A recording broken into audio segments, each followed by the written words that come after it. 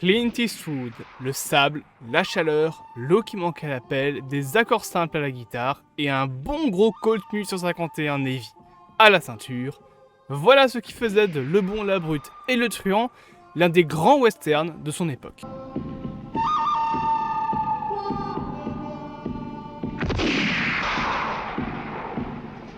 Aujourd'hui, on va avoir chaud. Ça tombe bien, il fait chaud ces dernières semaines. Là, actuellement, il fait, je crois, 30 degrés, un truc ainsi. Je vous invite donc à grimper sur votre fidèle destrier et filons vers l'ouest, le plus loin possible, à l'ouest. Des États-Unis. Si vous allez à l'est de l'Europe, ça ne vous servira à rien, vous allez finir en Espagne.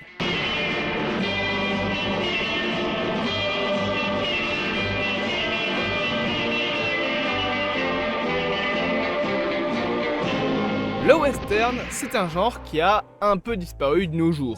Vers la fin des années 70, le marché a connu une saturation du genre et il fut peu à peu remplacé par les films d'action, notamment les films d'action asiatiques.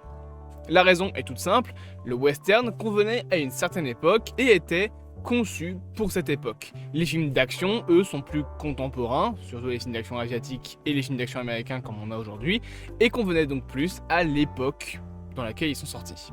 Aujourd'hui, on va pas tant parler de ce qui a tué le western, même si on va un petit peu en parler quand même, mais on va plus parler de ce qui faisait justement sa force et les codes du genre. Même si le western s'affirme dans ces années-là, le genre est très vieux, commençant vers les années 1900, avec notamment The Great Train Robbery, considéré comme le deuxième western et le premier entièrement filmé aux USA. Alors un jour on fera une vidéo sur les genres au cinéma parce que bien évidemment, quand les mecs ont fait le film, ils se sont pas dit qu'ils allaient faire le deuxième western mondial. Je pense que le western n'existait pas à l'époque. Mais voilà, c'est le principe de genre au cinéma, On reparlera de ça. Gardons le cap, s'il vous plaît. Si on remonte encore plus loin, vers 1890, on trouve l'ancêtre du western. C'est pour ça que je disais que j'étais pas sûr que le western était vraiment un terme utilisé à ce moment-là. Enfin, dans le cinéma en tout cas. Avec des films qui s'inspiraient notamment des spectacles de Buffalo Bill.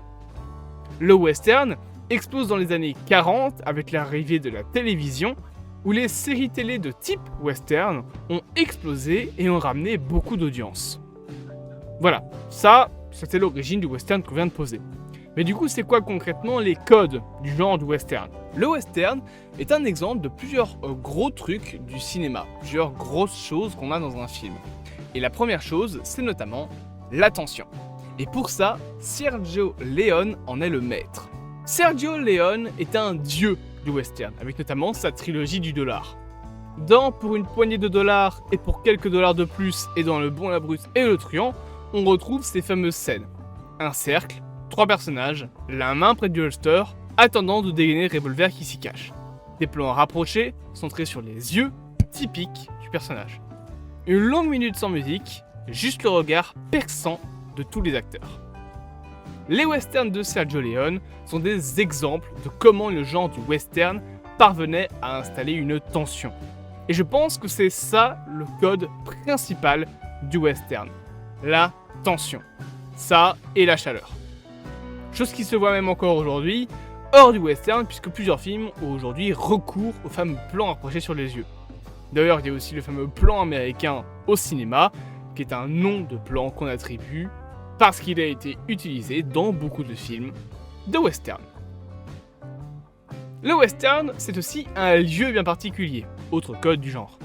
Comme le dit le genre, les films du style se passent dans l'ouest américain, du genre Idaho, Californie, parfois l'ouest du Canada, Oregon, Nevada, Colorado, Wyoming, Nouveau-Mexique et Arizona, des endroits chauds et qui, à l'époque où se placent la plupart des westerns, étaient encore des territoires peu habités et parfois même pas des états américains.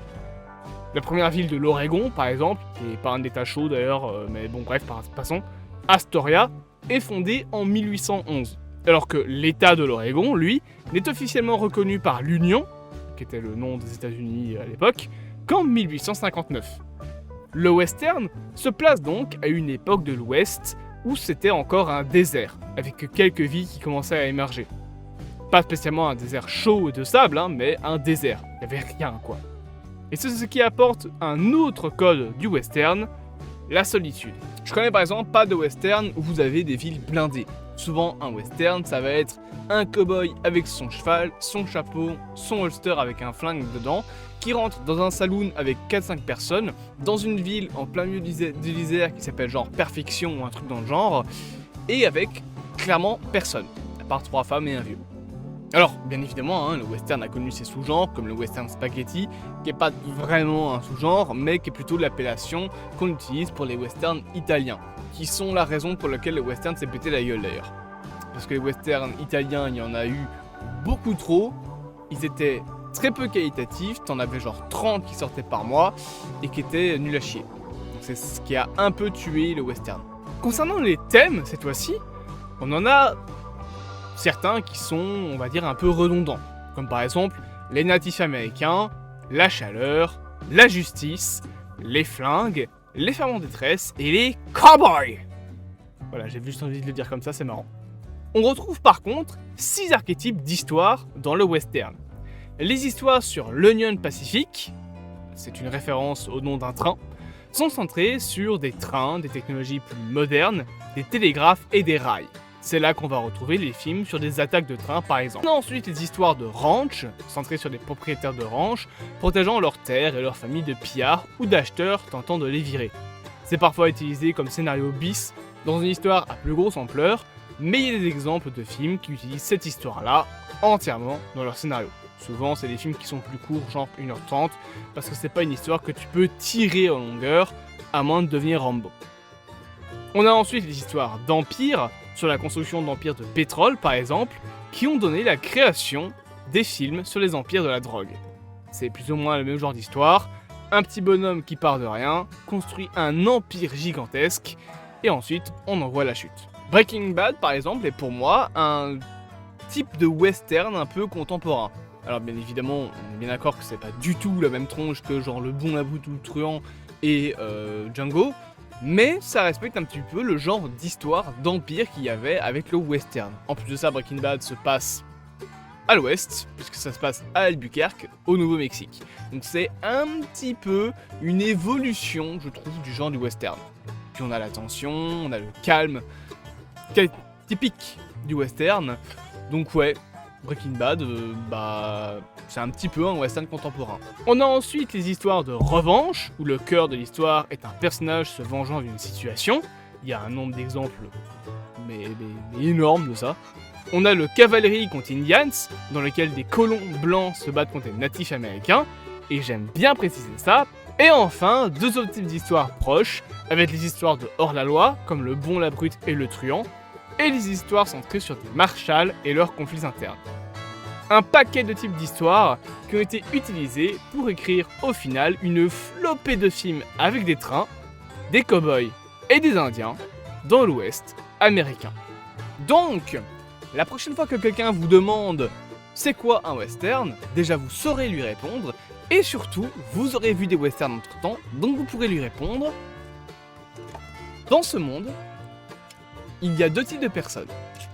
Ceux qui ont un flingue chargé et ceux qui creusent. Toi, tu creuses.